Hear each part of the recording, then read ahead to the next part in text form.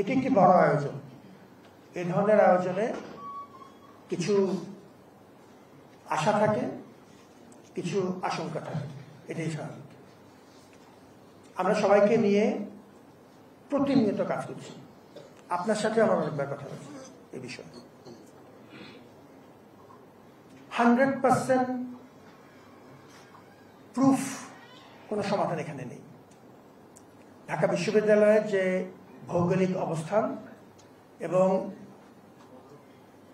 যে বাস্তবতা, যে মূলত এটি সর্বজনতার প্রতিষ্ঠান, তাতে নিরাপত্তা নিশ্চিদ্র করবার জন্য আমাদের সবার সহযোগিতা দরকার। এটি এককভাবে বিশ্ববিদ্যালয় প্রশাসন করতে পারবে না। আমরা কি করেছি সেটি এর আগেও বহুবার বলেছি, আবার একটু রিপিট করছি খুব সংক্ষেপে। আইনশৃঙ্খলা রক্ষাকারী বাহিনীগুলোর সাথে আমাদের প্রক্টর অফিসের সমন্বয়ে আমি সাধারণত লম্বা চড়া কথা বলি না, বাগাড়ম্বরও করি না। প্রতিদিন যোগাযোগ, প্রতিদিন। এক। 2 নম্বর হচ্ছে ছাত্র সংগঠনগুলোর সাথে আমাদের আনুষ্ঠানিক এবং অনানুষ্ঠানিক যোগাযোগ অব্যাহত আছে। সাংবাদিকদের সাথে ব্যক্তিগত পর্যায়ে এবং কোনো কোনো ক্ষেত্রে আমাদের অ্যাজ এ কালেকটিভ যোগাযোগ প্রতিদিন একাধিকবার চেষ্টা করে যাচ্ছে। 100% প্রুফ বলে কোনো কিছু নেই। এটি সবার দায়। এই আয়োজনটি করার দায় আপনার যদ্দূর, আমার অতদূর। সবাই চাচ্ছে দেখেই সাহস করে পথে নেমেছি।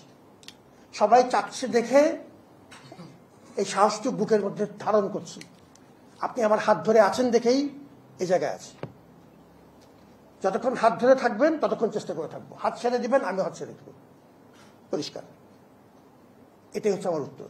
যে কোনো পরামর্শ দিবেন সেটা মেনে চলার চেষ্টা করব। প্রতিনিয়ত চেষ্টা করছি।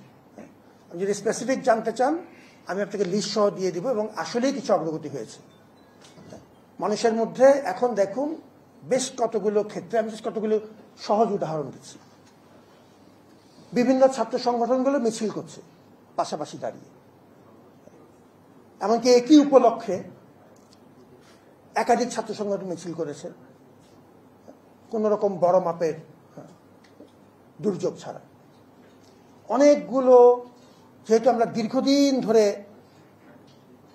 সহাবস্থানের চর্চার জন্য চেষ্টা করে যাচ্ছি, যদ্দূর পাচ্ছি, কোনোটাই পারফেক্ট না, চেষ্টা করে যাচ্ছি। যেহেতু এই ডাকসুকে কেন্দ্র করেই তারা অনেকবার বিভিন্ন পর্যায়ে একসাথে হয়েছে, আলাপ করেছে, একসাথে হয়েছে, সাংবাদিকদের সামনেও বহু দফা আলাপ হয়েছে, তাদের মধ্যে একরকম সহনশীলতা গড়ে উঠেছে ধীরে ধীরে। এগুলি সবই ভালো লক্ষণ। সবচেয়ে বড় কথা হচ্ছে সাধারণ শিক্ষার্থীদের একটা ওভারওয়েলমিং মেজরিটি এই নির্বাচনটি চায়। এটি তাদের বড় মাপের দাবি, এবং আপনারা থার্ড আই হিসেবে কাজ করছেন সাংবাদিকবৃন্দ। যে কথা আগেই বলেছি, চেষ্টা করতে থাকবে। 100% প্রুফ বলে কোনো কিছু নেই।